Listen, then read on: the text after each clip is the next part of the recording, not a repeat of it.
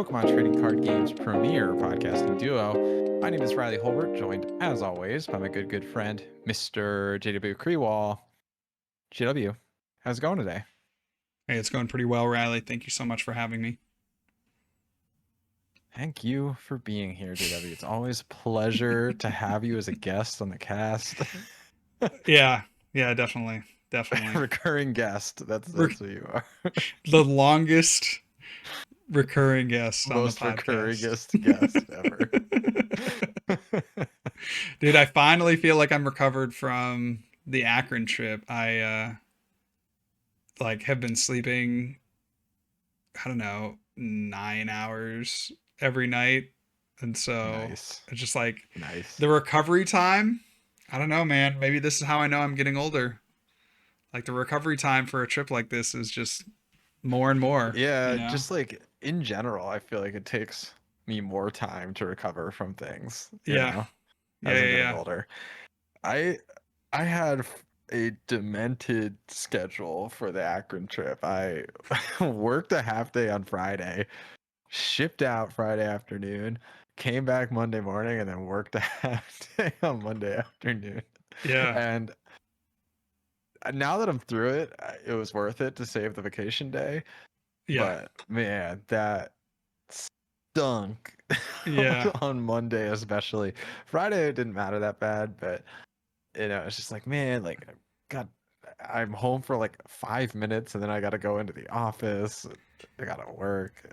I know. Like, I'm Yep. tired. I woke up at like 4 a.m. Madison time, you know. Well, it was literally that. Like, I got back because we had a similar flight schedule. So I got back on Monday, like just a bit before 9. And then I had to jump on a call with a customer at, like 15 minutes after I got home. And, yeah, just like life comes at you fast, Yeah. when you're chilling, Yes, I enjoying was life. And pooped. then, yeah, yep. And then I worked like a very full day on Monday. And then pretty much as soon as I could get, as soon as I could get free, I'm like, Ann, do you mind like doing the meal prep for tomorrow? I'm just going to go lay down. and, and yeah, she was cool with it. So, Yeah, well, my loving fiance did make a nice like vegetable forward dinner, which was refreshing as well after like oh, yeah. traveling and everything, just to have something kind of like light and healthy, you know. Yep. Yep. So that was nice. Then I basically just like passed out as soon as we got to bed, and today actually I felt like I was in a little bit more of a groove, so I guess I'm feeling fairly recovered now. Um, I think tomorrow will be fully back to normal, and I'm going to a concert tomorrow, so that's cool too. Dude, what are you going to see? We are going to see Young the Giant. They are doing an acoustic concert downtown in Madison. Young the Giant. Yeah. I don't know what they do. I feel like they have like a kids album. Do they not? Dude, that's kind of cool if they do. I don't know if they do. Maybe Young the not. Maybe Giant I'm is I'm like, I'm playing. I don't know, they kind of got like they're a rock band, like indie rock kind of vibe, you know? Yeah. You know that Yeah. kind of sound? Yeah, I do. I do. Like Midwest indie rock type Yeah, vibe. for sure. Cool. Well, that should be fun. Although they're not from the Midwest, but they just have that kind of I similar mean, sound in my opinion. everyone wants to be Or like us. alternative rock. I don't know. I'm gonna get a hate comment for that. I don't know. I'm not good with my genres. Like, Is Riley smoking? You let us know. they're like indie alternative rock, but they're a big Yeah, band. many They're people are popular. saying this for sure. That's funny. Well, cool. All right. It Well, is funny. enjoy. That'll be fun. I think like it's always fun to have those midweek activities. Yeah, yeah. Well, Thursdays are tennis day. We got the concert on Wednesday, so got a lot going on. We're in the middle of we just started our fall tennis tournament for the year. Amongst my like little friend group slash mini club thing, and um, of course, my fiance Jill is like the best player in our group, so she's on track to win. But Oh, you she is never the best know. player. She is actually. Oh, did she play in high school? Yeah, she's varsity for a couple years in high school, and um, most of the rest of us did not play until we were adults. So Yeah. like, Yeah. Even though I'd she beat didn't her. keep up with it for a while, like we've been playing now for a couple of years, so it's like it's come back by Yeah. this point. You Yeah, know. I'd win. Yeah, I'd probably. I'd win. I feel like Yeah. on my good days, I'm like pretty good, but Uh-huh. on my like off days or off games, I'm like really not good. So like, Well, it's just about having more good days than bad days. I mean, Right? You got to string together a few good that's days, basically it right? with like any form of competition, right? You gotta figure Yeah, out how you to rack gotta up the good be days. right, right. You gotta just be better than your opponents on more days than your opponents are better than you. Exactly, exactly. So, So like, okay. I think I have a good. I think I'm like likely to be either second or third place, but if I have a really hot streak on my games against Jill, then I could win. Imagine. Yeah. Imagine, but like then you have to come home. Like, is Jill very competitive? You know what I mean? It's like No, it's I'm tough, way right? more Because competitive. I'm oh, way more okay. competitive. Oh, okay. So, So it's like kind of only a problem that Jill has to come home with you then, versus but the other way I don't around. mind. I actually tennis, I don't mind losing in as compared to Pokemon, where I get really frustrated if I lose. I think that's because I've accepted like being a noob at tennis Yeah. almost, Yeah. and like to me, just I'm enjoying the process of like getting better and stuff. You know. Yeah. Yeah, for sure. Well, nice. That's So, cool. Well, good luck. yeah. Best What of you got luck. going on? I let's see. What do I have going on? Just recuperating. Just I don't know. I think we have a week at home, which is nice. I'm trying to think what else is happening. Not a whole lot. Yeah, just work is picking up. We got some major issues that have cropped up this week, so making sure that I'm on top of things. My lead is going to be out for a little bit, so making sure that I have context for some of the in progress solutions that he's been handling. Um, but yeah, nothing much to report. But I did want to kind of get this cast kicked off. We had the Full Grip Games 6K tournament over the last weekend, so the 3K standard tournament and the 3K GLC tournament on Saturday and Sunday. Right. That was a lot of fun. You and I casted the event along with Andrew, and it was a preview of the Mega Evolutions format. Yeah, absolutely. Now, this obviously doesn't spell like what the entirety of the format might look like, but I think it's an interesting like looking glass, if you will, into what the minds of the player base is kind of at right now and what kind of Mm. things to maybe anticipate for early tournaments in the Mega Evolution format. So, should we just dive in? Let's go for it. Awesome. So yeah, like JW said, we just got back from Akron where we were casting the Full Grip 6K weekend, and I gotta say it was a ton of fun. I always love going to those events. If you're listening to this and are on the fence, I think they're great experiences. And the production is really second only to Pokemon productions, right? So if you're interested at all in like that kind of thing or have ambitions of being on a stream, like this is one of the ways that you can actually make that happen for yourself. That Yeah. said, we saw some interesting stuff at the tournament. I think the major storyline in my mind of kind of the tournament at large, including GLC, was the Solrock and the Lunatone, right? The Mm-hmm. rocks. Mm-hmm. Those to me like really defined the Mega Evolutions format to this point. Fighting ended up winning the GLC event, which is like unfathomable for people who've been Yes. following GLC for a long time. Yep. Yep. It just goes to show like how much a consistency engine would do for the type. And fighting, or rather, Solrock and Lunatone did not win in the standard tournament. Emma Hagen won the standard tournament with her Flareon box deck. Yeah. Yeah. However, And yeah. Go ahead. the main way that Solrock and Lunatone are utilized in standard is with Goldengo. Yeah. And I mean, what a meta call to play Flareon in a Yeah. Goldango infested field. Yeah. No. No. No. For sure. For sure. That was a deck that Emma knows. I had a chance to talk with her a little bit during the tournament. They brought the deck to Pittsburgh, and she got a top 64, I believe. And she also played it in Frankfurt, where she got I believe, another top 64. Like, she had good placements in the weeks leading up to this tournament.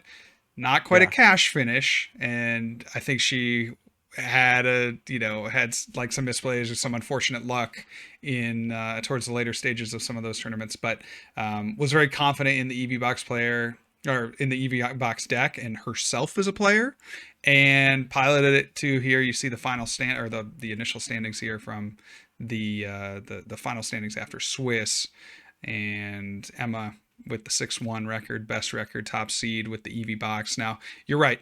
The storyline surrounding Goldengo Rocks was huge. Rocks in the Northeast Ohio area were a pretty big deal. Seeds 2, 5, 6, and 8 were all Goldengo Rocks. And that was just, not necessarily out of left field, but it was interesting to see just how much of the top 8 was dominated by Goldengo. It's interesting to me too, because I feel like Goldengo Rocks wasn't really majorly on people's radars until Champions League. Yeah. And all of a sudden, like, people got really excited about this archetype and it blew up. Like, I felt like all of a sudden there was crazy amounts of people talking about this deck. And to me, I was almost surprised that it turned over so much into the tournament. Like, I was surprised so many people like picked up all the pieces and decided to run with it as such like a new unfounded thing. Yeah. But the results speak for itself, and there is like the proof of concept for this, right? If we look at the Goldengo from Frankfurt that made top 8, Drew Stevenson, he was playing the Fan Rotom with no colorless Pokemon in this deck, and this has been beaten to death at this point. So, I'm not gonna reiterate on old talking points, but like Goldengo really wanted that like low to the ground, efficient single prize attacker that could do what Fan Rotom does, just take those early knockouts. And Zoroarch and Lunatone do that and provide like a Gradient Greninja-esque engine alongside it. So it's just a really powerful combo. And notably as well, the Zoroarch is a little bit tankier than that Fan Rotom, so they don't like immediately get KO'd by other Fan Rotom or other Zoroarch. So it's just a really efficient single prize attacker. And that just plays really well to Goldengo's already pre-existing strengths. It helps them draw extra cards. It helps them take early prize cards. It puts on additional pressure in the early stages. And when we were talking last week, we were worried about like, well, maybe it'll be a little bit less efficient to get the energy out of the deck without the Search Pro and playing the trolley instead. But honestly, like, we've saw multiple times over the course of the tournament casting, like, you can get those early knockouts, reach for those early knockouts. Yep. And then the late knockouts are always like superior energy retrieval anyway. Yes. Right. Absolutely. So yeah, the Goldengo deck was really flowing this weekend. Felt like the rocks bring a new dimension to it that is, the double benefit, right, of the attacker and the draw is just like, it's kind of a no-brainer, right? At this point, I think it would be more shocking to see Goldengo decks play other techs, right? It'd be more shocking to see Togekiss, or it'd be more shocking to see, Energy Search Pro as the A spec than it would be to see a Goldengo deck focused on Lunatone and Zoroarch, which is a pretty drastic change, right? Goldengo, for the longest time, right? You've played the Energy Search Pro, but I think now moving away from that more to Precious Trolley builds is the way. The other decks in the top 8, we of course had Emma's Eevee box, fantastic meta call, and had a relatively smooth trip to the finals. And then we had the Pulsard from Ben Peacock, the Monkey Frostlass, piloted by Frank Massey, and our runner-up, Remy Lorenz, on the Gardevoir Jellicent. I think that, to me, was, another storyline from top 8 and the tournament as a whole. The relative lack of Gardevoir, I am kind of shocked, right? I do feel like Gardevoir still maintains BDIF status and is one of those decks that really punishes opponents' slow starts with all the item lock that the deck has. And so, yeah, I'm kind of surprised that there wasn't more Gardevoir representation. It seemed like walking up and down the tables that there were plenty of people playing Gardevoir, but that conversion wasn't the greatest. Yeah, I mean, I think there is some amount of like reality that we should confront, and that Gardevoir is an extremely high skill ceiling deck, Yep. right? And at a semi-local level, you're not going to see both the representation of the types of players who are going to Yep. play Yep. Gardevoir at the highest level, and also like a lot of the better players in the room at this particular event were playing things like Goldengo. Yep. Yep. Like Devin, for example, in that second seed was playing Goldengo Rocks. Devin has been dominating these full grip events, has top eighted every single one and won the Journey Together one. But he was on Gardevoir, for example, and I think some of those folks in the top 16 were playing Guardy. I know at least Frank Valentine was. So Guardy wasn't completely absent. It's just, but I do think notably speaking, like we weren't seeing like Henry Chow Gardevoir, like and that little Yeah. group. Yeah. Yeah. I mean, I think notable Sanjay bubbled at ninth with Gardevoir. So, if you squint a little bit, if you kind of include Well, that. Frank was also on that same bubble too, right? Although he was like way at the bottom. Right. Right. Yep. So yeah, I mean, yeah, Gardevoir, I think to me just is the deck moving forward that is pretty well positioned in this metagame as a whole. I think the Do Goldengo we deck feel will like Gardevoir like has to play Jellicent with how popular the Goldango deck is? has to probably not, but I do feel like it gives you an edge in that matchup. So, if you're Goldango, like how do you get around that? I was, and I said this many times on the stream, and there were many situations where it would have been very good for the Goldango player to play Iron Bundle. I think that helps in a number of situations, particularly against the evolving decks, but also against Gardevoir or Jellicent, generally speaking. Being able to push out your opponent's active Pokemon to, if they're an evolving deck, one of their 70 HP basics on the bench. It's a really good turn one when you can attack with the Soul Rock. So I think that Goldengo decks moving forward should really try to look into incorporating that. You get it off the Precious Trolley, and and you go to work like that. That's pretty good. And then, of course, yeah, in if they have a Jellicent active and no Jellicent on the bench, you just push that out of the way, and you can use all your superior energy retrievals and things like that. So that would be a tech that I would really like if I were playing Goldengo in Milwaukee, which I'm not even going to, but if I were, that would be a card I'd be looking at playing, because I do think Gardevoir Jellicent is, if you're looking at a Rise in Goldengo, like I don't know that we'll see the 30% Goldengo like we saw at Worlds. But at this point, if I had to make a meta prediction for Milwaukee, I mean, that deck just looked great. And you're getting down to the really good. You're getting down to the bottom of your deck every game. Depending on what kind of techs you play, you're handling those early games like fairly well, right? We saw the E-Power Pro, the fighting Gatorade, if you will, able to, in combination with Vitality Band, take knockouts on 110 HP Pokemon like opposing Soul Rock and Lunatone or Monkey Dory or the like. So that seemed like a really cool tech. So I do think that Goldengo, like, as a front runner, I think like probably 20%, like, honestly doesn't seem out of reach, because I don't think that seems crazy. The deck is fun and it's quite strong, and you have a solid one prize attacker that can be reused turn after turn, right? We're not talking about the awkwardness of the non-EX Goldengo where you like evolve it and get that burst damage, but then it's basically worthless. You have this just consistent attacking option that can go hard on the first turn and put on a lot of pressure. So I don't really see a reason that this deck can't succeed. I feel like, certainly in that like 15 to 20% for Milwaukee. heading forward. Yeah, I mean, I would agree with everything you're saying. I think Goldengo to me seems like it's going to sit in that like 15-20% range. I also would agree that it is like a fun, appealing deck to play. And I think another thing, in addition to being fun, is comparatively to something like Gardevoir, for example, another top contender in the format. Mm-hmm. Goldengo's just a lot more accessible. Like Yeah. Goldengo's not brainless or anything, but Mm-hmm. it's a lot easier to kind of think through and map out your lines with the Goldengo deck where you're trying to take big one-hit KOs as opposed to something like Gardevoir or Dragapult where you're trying to be like sneaky, over the Yeah. course of the game. Yeah. And you really have a good time in time, right? Like finishing 3 games with that kind of deck. It's not going to be that much of an issue. So a lot of things to like from Goldengo.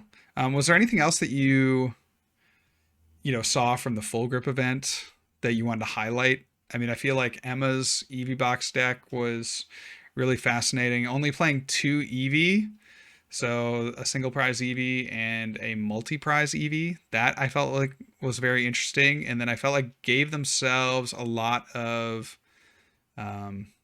agency and a lot of options into the field by playing the Leafeon as well, giving them a pretty good matchup into things like Grimsnarl. They did play a Monkey Dory Frostlass deck in the top 4. All right, just You getting know, that heal. what's that? Just getting that heal off, yeah. Yeah, getting the heal exactly. So I don't know any other stories, decks that you want to talk about from the full group event. Yeah, I think those are the kind of the biggest things to me is like Gardevoir and Goldengo both seemed really, really good. The Eevee box deck felt like a perfect meta call for that top 8 specifically. Like Mm-hmm. if I could be a player in that top 8, I would want to be Emma, because Yeah, Emma had the 130 damage for 2 fire type attacker in her deck yeah, in a yep, field with 4 Goldengos in top 8. So like great meta call from Emma.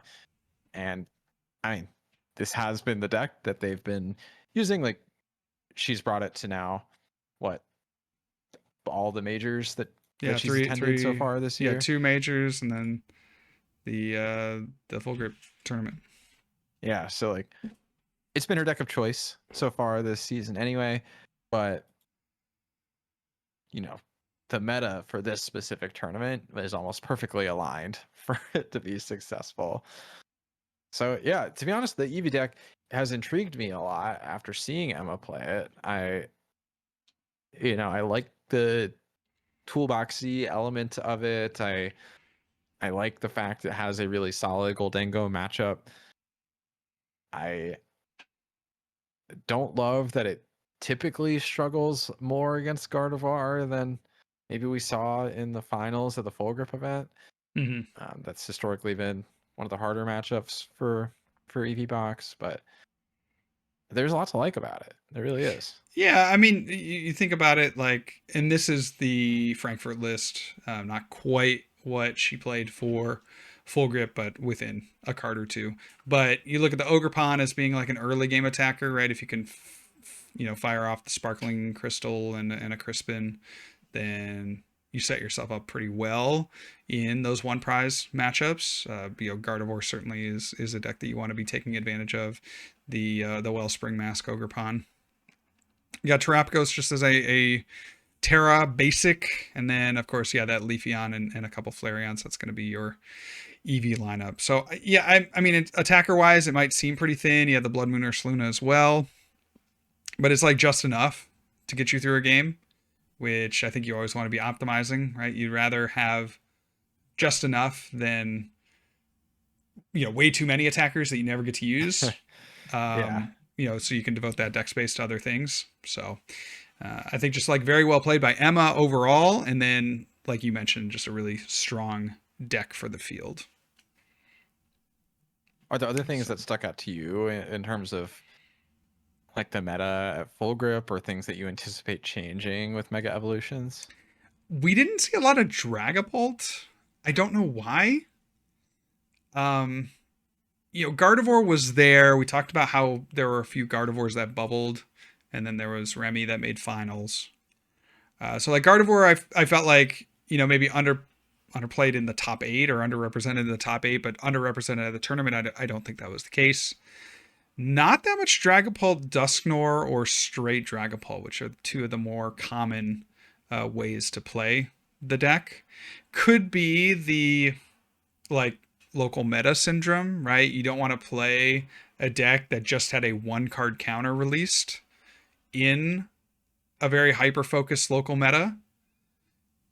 You wonder if there have been too many players burned by Dusknoir, that they were just slapping Psyduck in decks that didn't really need it. Although I don't know that there was well, I was going to say I don't know that there's a single Psyduck in top 8, but that doesn't mean that Psyduck didn't influence the tournament, right? Yeah, at some level, right? It's like you probably had a decent number of Psyduck in the room, and you wonder if the Dusknoir players were hitting players that had Psyduck, and then just not advancing to the later stages. So, and this might be a good time to start to think, ahead to Milwaukee coming up in like a week and a half now. Where do you see things like Dragapult falling? Because we really didn't see, like you're saying, a lot of Dragapult at full grip. And I've been feeling like a little cooler on Dragapult lately. Part of my reasoning is, and I say this as someone who's put a lot of time into Dragapult in the last couple months, is I feel like the rise of these faster Goldengo builds, continually faster Goldengo builds, and the rise of Guardy, especially with Jellicent, has been kind of tough for me to cope with. And I feel like I struggle to see Dragapult closing a tournament right now. Yes, I'm with you. I think Dragapult is one of those decks, like if you're a good player, you can, reasonably expect like a cash finish with the deck. But it does seem hard as you get into that, like especially when you look at top 8s from this tournament, from prior tournaments, it just seems like it would be very hard to, like you said, win a tournament. Again, not to say it's a bad deck. I would kind of move it in our power rankings off of that S tier line and more into that A tier. It's still a great deck. Again, don't get me wrong, but I think you're looking at a couple things. You're looking at just the presence of Psyduck. I think in these early tournaments, Psyduck will probably be at a high, right? And that's not to say it's going to be highly played. Maybe 10% of decks will play Psyduck, and even that, as I'm saying, it is maybe a bit high. But I'm just taking the field as a whole, like maybe 10%, right? It slots very easily into a Charizard deck, right? Charizard heads are going to be playing Psyduck, right? And then you'll have your random, random other decks, right, that have a hard time against Dusknoir might play it. So, 10% of decks now are incorporating a card that hard counters your, at least Dusknoir strategy if you're playing that. And then the other thing, you look at Goldengo with the Zoroarch Lunatone combo being able to start not only knock out Dreepies, but have a very reliable way to attack in both the early and late game into Badoo.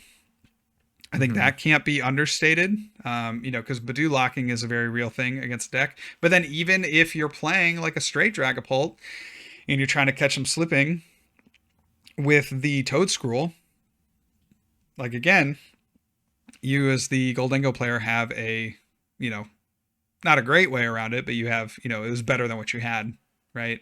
And then still being able to put on that aggressive pressure in the early game without missing a beat, I think is a big deal against the item lock of the Badoo. So Badoo seems like less of a factor into the Goldengo decks now that there's the Lunatone and Zoroarch. So yeah, I'm just seeing it as like, again, good deck.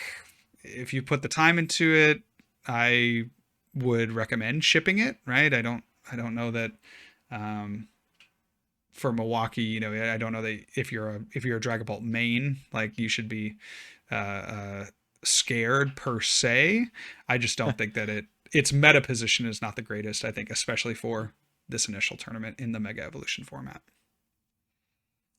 Yeah, and it's just tough. Like I feel like Dragapult previously had a little bit more matchup stability, but in my mind, the Jellicent is really frustrating to deal with for Dragapult, because especially with Clefairy out, like it's taking one hit KOs and item locking you, like that's ridiculous. Yes. And then the Goldengo just continues to feel like it's getting worse over time.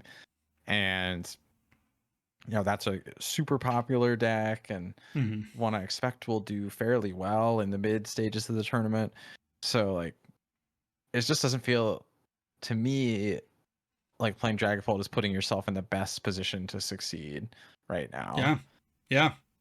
Yeah, which is really interesting because then you kind of think of like, what are the decks that Dragapult is good into that if we see a general decline in Dragapult, maybe it goes to that, like, I'm kind of thinking like Goldengo at the top in terms of most played, and then I'm thinking Gardevoir second, right? So you maybe like Goldengo at that 20-ish%. You have Gardevoir maybe at that 15-ish%, and that's combining all variants. That's not necessarily saying Sure. straight Gardevoir or with Or Jellicent, but Jellicent or you know, whatever. Yeah. yeah, whatever else. So 15%, and then you maybe see like Dragapult slotting in at that 10%, which is generally on a downtrend from what we saw last format into Worlds, into the opening tournaments of this new season.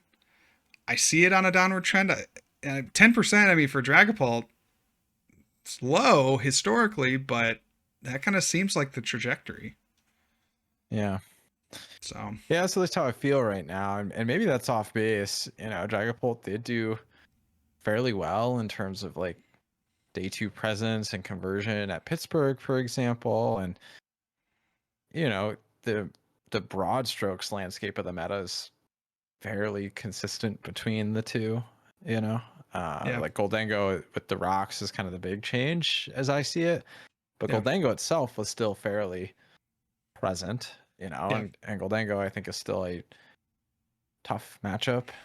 yeah. So I don't know. And maybe Dragapult, like true Dragapult enjoyers would disagree with me, but I just think it's not the best position at the moment. Yeah, I'm with you. I'm with you. Okay, so then what does well in Milwaukee?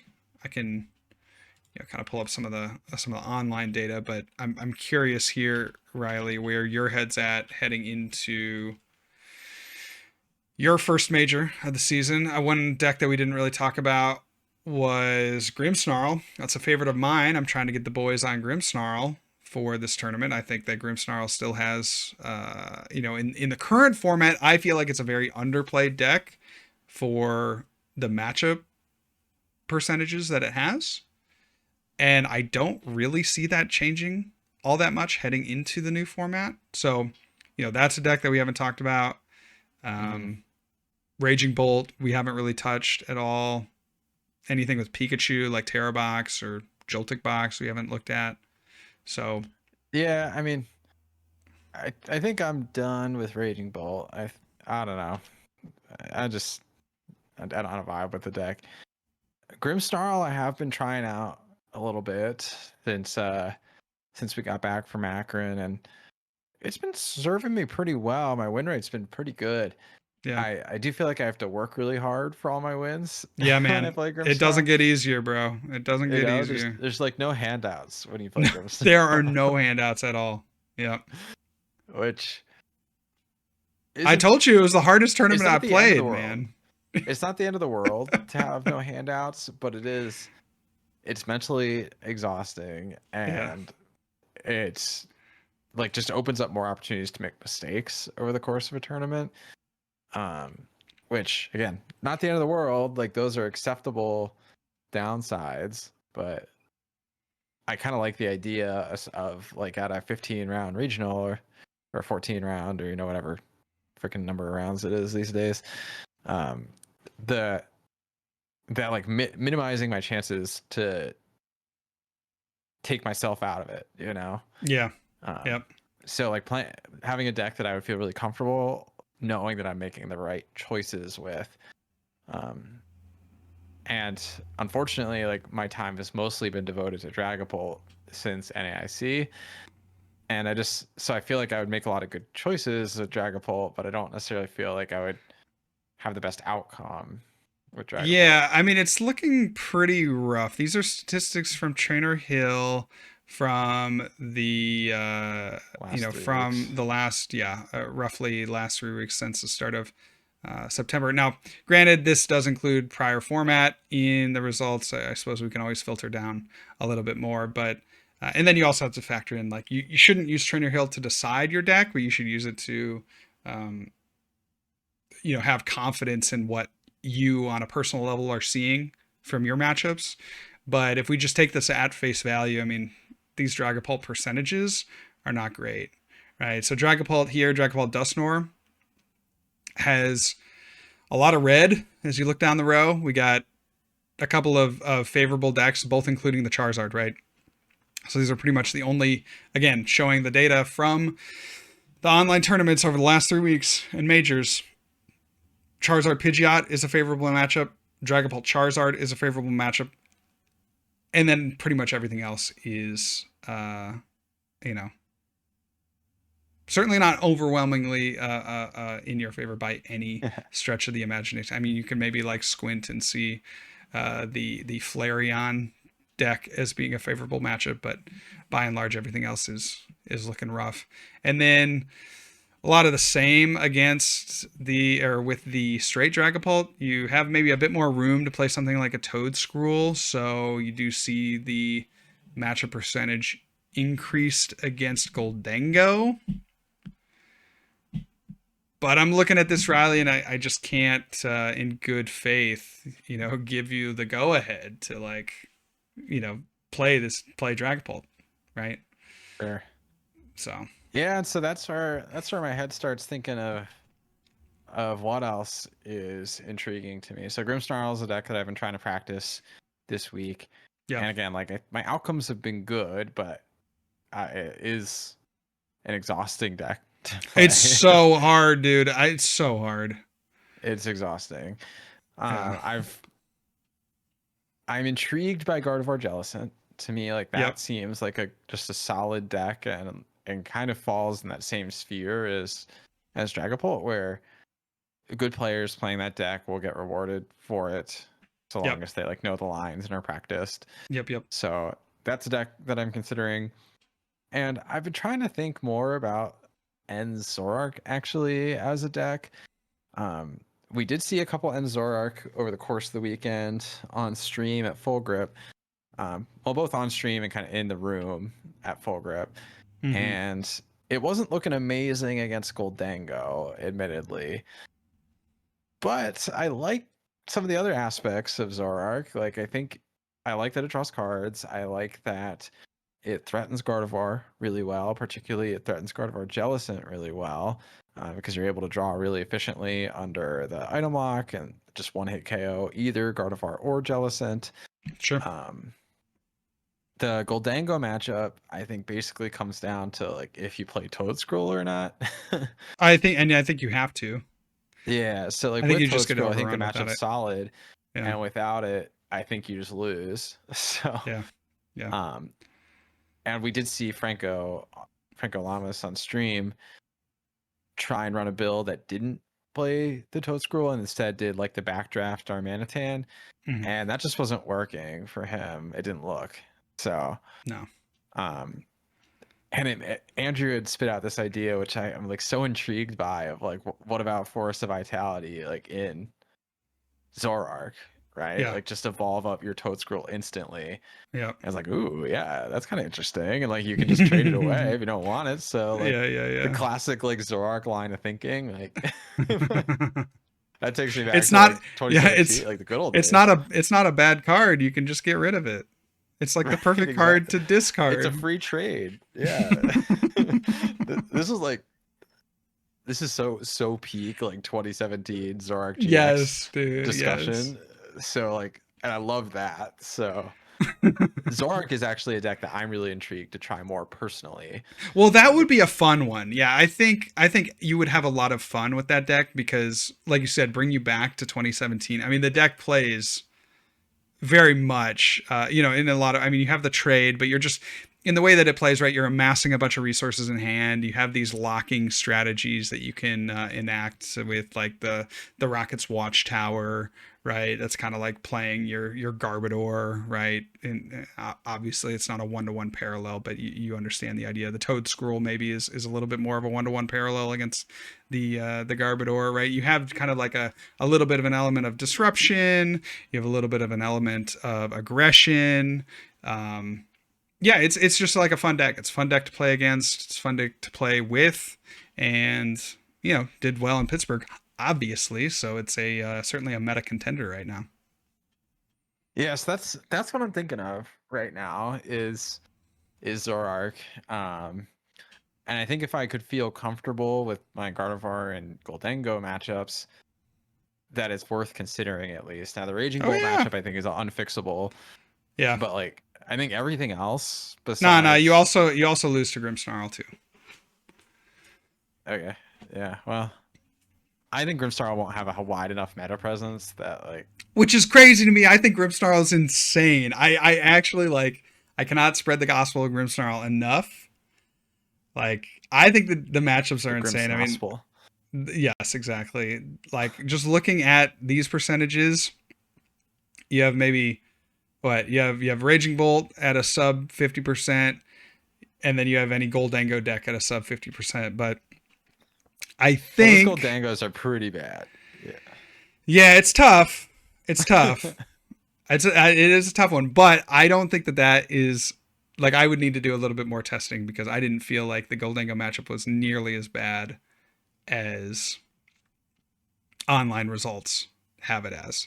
Now maybe. So what would you do anything interesting with a Grimsnarl deck? Like would you try and mix it up at all? Well, I've been thinking about the deck a bit and how I might change it.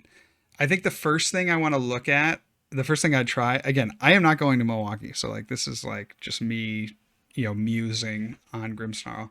The first thing I'd want to try is if we don't think that Dragapult will be like extremely highly played, right? Like certainly there are Dragapult heads, but like if I think that Dragapult's on the downtrend, then I might try a build that focuses on Precious Trolley to get out Pokemon. And I think that frees up about, I don't know, 2, 3, 4 slots, depending on what other ball cards you play, right? You probably play still like one Nest Ball, and you probably still play a Poffin just to have, right? Off an Arvin or something.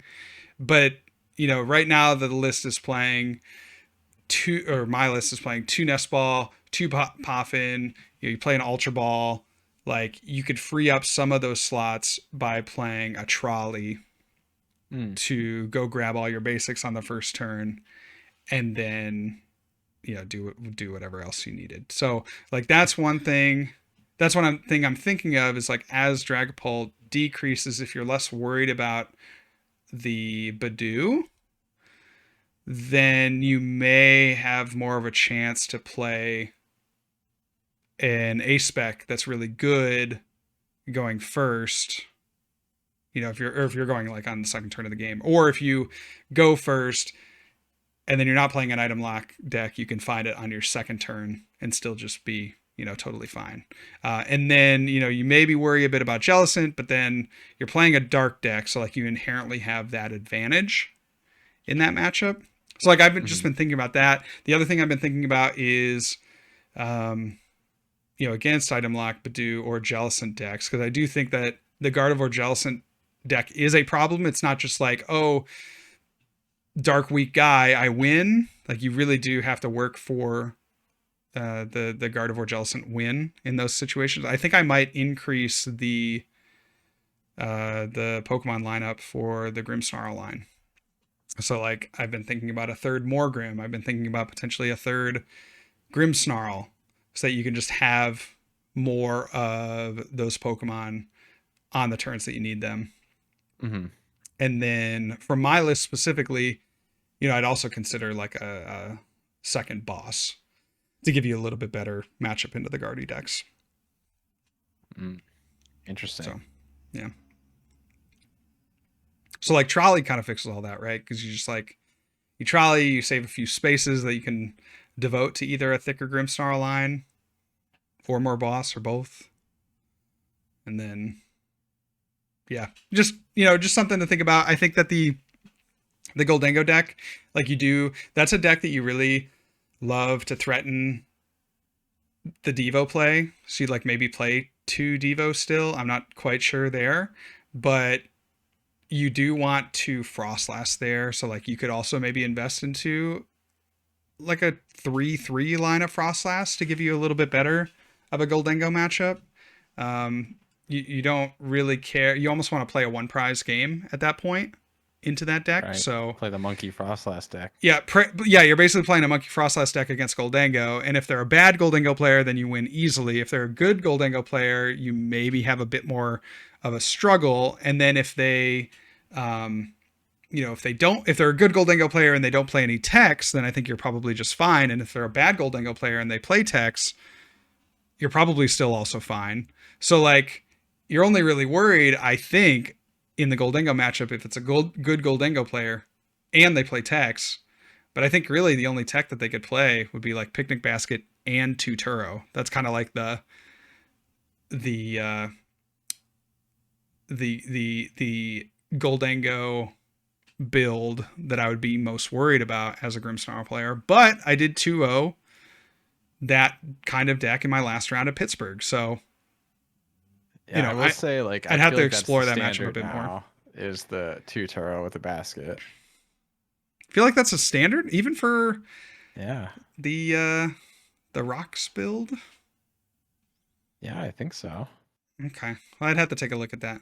So that would be worth fact checkers on that one. yeah, without a doubt. So yeah, I think there are some traps here. I do feel like it's hard for me to recommend anything that's not Goldengo, Grim, and Zoroarch or Gardevoir variant. Those 4 to me constitute what I consider good plays moving forward. And then pretty much everything else is not something I would consider. Doesn't mean it's bad. It's just I see those decks right now in the landscape of the metagame as being the decks that are, kind of a little bit above everyone else. Of course, you have Dragapult that you slot in there somewhere. I don't necessarily consider it, like we were talking about earlier, to be a tournament winning deck. So I don't think I would play it, but those 4 decks are kind of where I would be at if I were going to Milwaukee. I think that's good insight. Yeah, I feel like I'm kind of similar. I the 3 decks I am most likely to personally play as of today, the 30th of September of 2025, would be Zoroarch, Grimsnarl, and Gardevoir Jellicent. Yeah. And then Goldengo is on the table for me. Yeah. But I want to explore some of these other decks first. Oh, for sure. So that'll be fun. We have a whole nother week to discuss. I'm going to be putting in some work for, on behalf of the crew, right, to get you guys ready if there are any specific matchups that we need to walk through or play. Definitely let me know, because it'd be cool to see. Obviously you, Andrew, Jesse are all going, so even if you guys don't lock on the same deck, it'd be cool to see a finish from the crew in Milwaukee. But let's transition to our 3K event from the GLC side. This is, something that I wanted to make sure that we hit on from this week, considering all the production that went into it this weekend. The GLC landscape got completely flipped upside down with the newest set, right? Mega Evolution introducing Lunatone Solrock, and also the Marshadow. And the Marshadow is crazy card, by the way. And ended up winning the GLC Mega Evolution 3K tournament. Yeah, to me, it was such a great storyline, because over the entire course of GLC, up until this event, fighting was one of, if not the worst type at any given moment in GLC. I think the only other type Fairy that's really lovers. okay, like Fairy lovers rejoice. You're not the fairy. wash. You're not the worst. So if we discount the fairy and we look at every other type, Mm-hmm. the only two that are really in contention for being the worst, in my opinion, were fighting and fire. Fire. Yeah. And fire, you know, has had a litany of good support Pokemon. It's just fire's whole shtick is bad. You know, like, and that's almost like unfixable. Besides, like changing the like median fire type Pokemon. You know, Mm-hmm. but the fighting deck has a lot of good stuff going for it. It always has.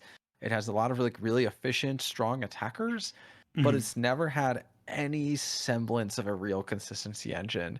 Now, we got to give our flowers to the Lucario that sucks and draws like 2 cards once when you evolve it, but like that's it. That's like the only fighting type Pokemon prior to Lunatone that Yeah. had to draw a card on the ability.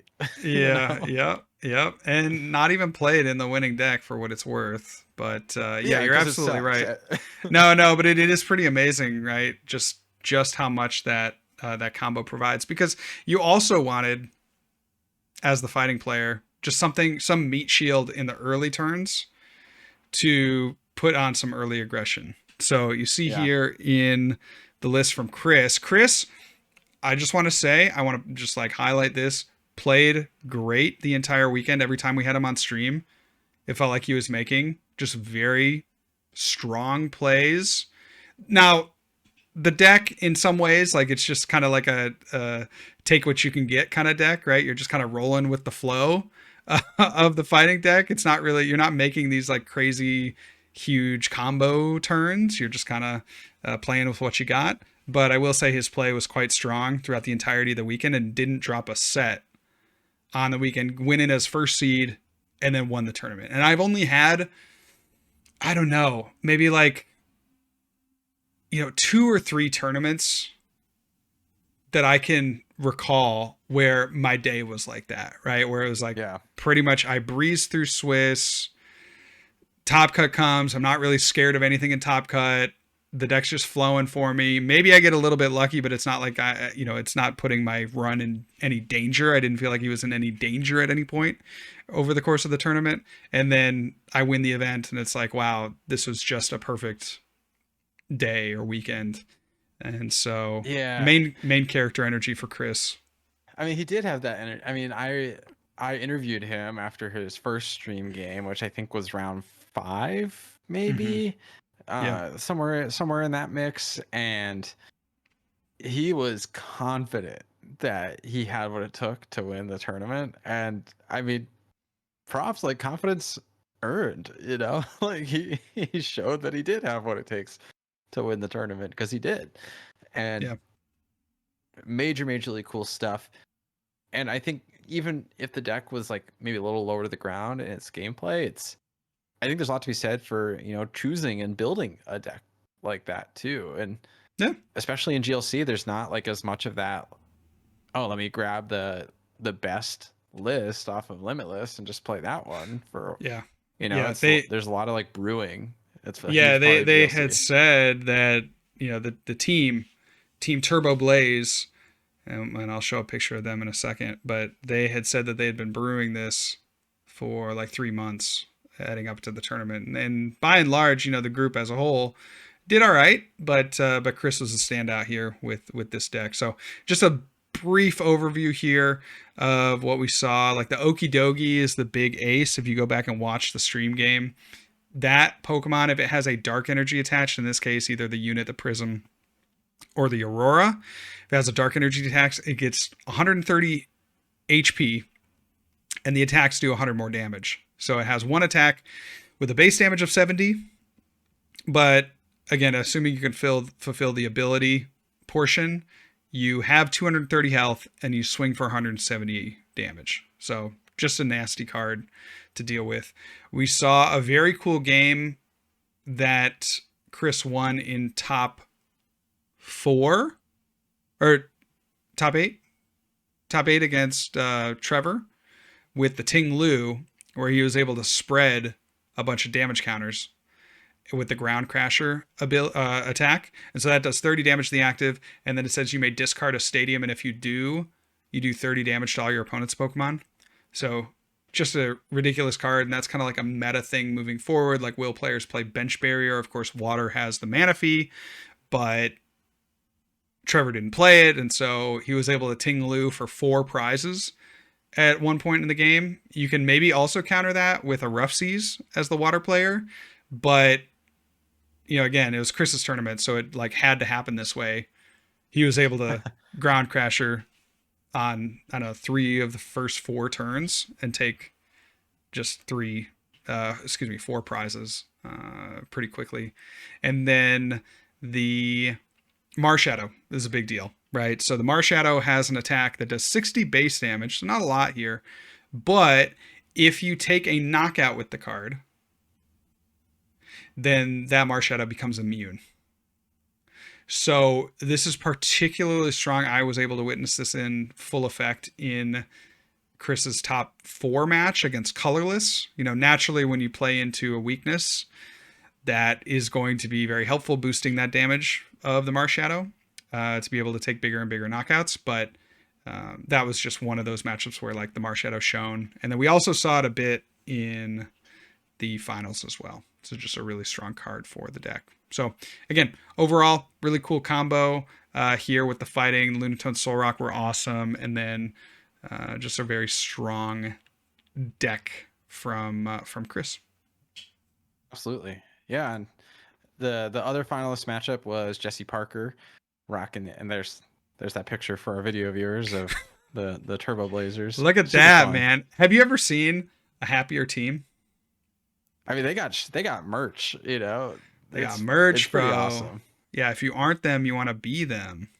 Literally, yeah. For sure. The other deck in the finals was Jesse Parker playing a Psychic Brew that Andrew and Alex Holtz and Ben Morse had worked on.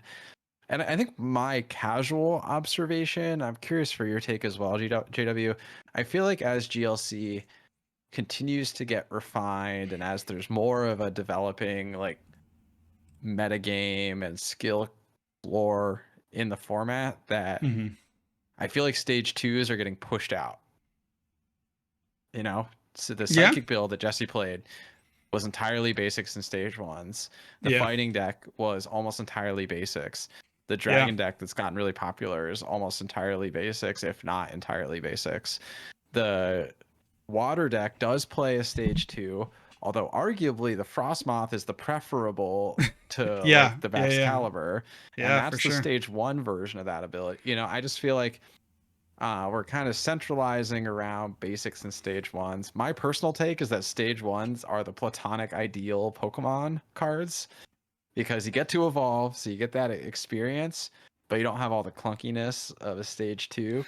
Yeah, I mean, I always just have a proclivity towards stage 1s in general. Yeah, I mean, it's natural, right? Because you're looking at a singleton format, so 100%. The more, I think it's true in standard too, though. Stage 1s are cool.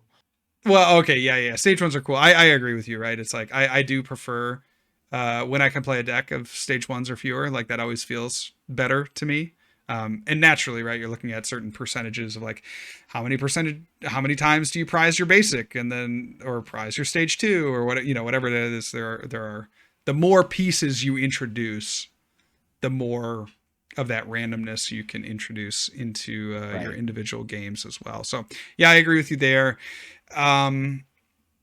In that the meta and the game seem to be, just as we get more strong basics in the format, that seems to coalesce around whose big basic deck is better, and then we have the stage 1s for the support of the basic. I think that's pretty common with most of these decks. I'm 100% with you. Now, does that get into a question of, and unfortunately we don't have Andrew with us tonight, but does that get into a question for you of like banning basics, right, to try to introduce a healthier format where there is more of a stage 2 presence? The other deck archetype that I can think of stage 2s being relevant in is grass. Um, but they also have, the new stadium. You could unban Forest of Giant Plants. That kind of seems interesting. I'm curious your thoughts on like what, whether or not there should be some sort of nerf to basics, generally I mean, speaking. I don't think it's implicitly a bad thing. I think there's an inevitability to the basic thing in Mm-hmm. a I forget the right word for it, like a legacy or eternal format, that like just adds new cards continuously. Like there's an inevitability towards centralizing on like the simplest and most efficient and most powerful strategies. I think that's true like in all facets of the game, and this is true kind of in standard sometimes too, but in GLC, when you're working with a more limited card pool, you don't benefit from some of like the rule box mechanics that like favor evolutions, right? Like Mm-hmm. the EX mechanic has helped get evolutions back into the fray a little bit more, but Yep. like rule boxes are out of the picture in GLC. So like when Yep. Pokemon prints a new mechanic, they're generally not going to be factored into GLC. Sure. And I think like as you add more cards, like think about it. When GLC was formed, maybe it's just arbitrary, but maybe there was 3,000 cards in the pool. And maybe now there's 6,000 cards in the pool. If 10% of those cards are powerful basics, well, now there's just a way bigger pool of powerful basics to choose from, and that more of your deck proportionally can be powerful basics. Yep. So Yep. there's just always that like inevitability, in my opinion. And this is something that like any eternal format in any card game will always struggle with, is like how do you prevent the creeping of the most like straightforward, powerful cards when you handle an eternal format. I mean, Yu-Gi-Oh is like infamous for struggling with this because they're a totally eternal format in Yu-Gi-Oh. Yeah. Yeah. And so, yeah, I think that's just inevitable. And you see that, like, in my opinion, you see that in the items and the supporters too, where like there's more and more powerful, generically powerful items and supporters. So more of the decks like have kind of a similar skeleton over time because there's Mm-hmm. more good options to just obviously include. What I felt like was cool about Jesse's list was that there's just more disruption than most decks can play. You of course have your Iono, Marnie, Judge, N, which are fairly common across all archetypes, but then the emphasis on the Garbodor line was what really made this stand out. So you have the Garbodor that shuts down abilities when you have a tool attached, so all abilities go away. But what's cool is that of course you still have your Natu or your Xatu and your Malamar that have abilities that you want to use. So you can either field blower your own tool, which was a very common strategy back in the day with the Zoroarch decks, but you also play the shopping center as the stadium, and you can pick up a tool from one of your Pokemon once during your turn. And so you can essentially ability lock yourself and then slam the tool back down and ability lock your opponent. So that's like kind of a cool wrinkle for this big basic strategy of like, yes, you do have this big basic, but then you have this this kind of, I don't know, minigame or subplot of like, when do you want to enact the Garbodor, when do you want to remove it? I thought that was very cool. And Yeah, it's like I feel like yeah. that's a tried and true strategy too, right? Like the Yeah. big basics plus ability locking is Mm-hmm. like so classic in the Pokemon TCG, in my opinion. Yep. So like it doesn't surprise me that that kind of strategy did well. And I think Jesse's deck is a good example of like, okay, like maybe there is some like centralization around basics, or like, maybe decks are playing like fairly similar like supporter or item lineups, but there's still ways you can express creativity within that.